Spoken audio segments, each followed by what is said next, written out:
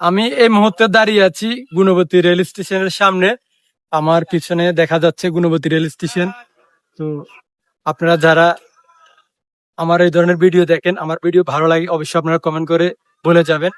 এক কথায় বলতে গেলে আমাদের গ্রামের পরিবেশগুলো সত্যি খুব সুন্দর। আমাদের কুমিল্লার মধ্যে যে এত সুন্দর সুন্দর জায়গা আছে, আমাদের 14 গ্রাম উপজেলা আমরা ঘুরে শেষ করতে পারবো না যদি 6 মাসও ঘুরি।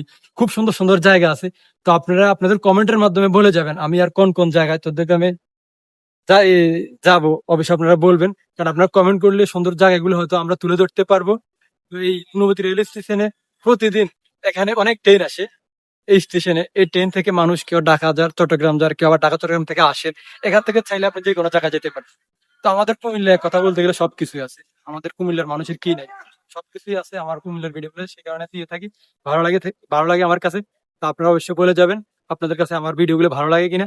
ভালো লাগলে আপনারা আপনাদের সুন্দর মন্তব্য কমেন্টে করবেন। ধন্যবাদ সবাইকে।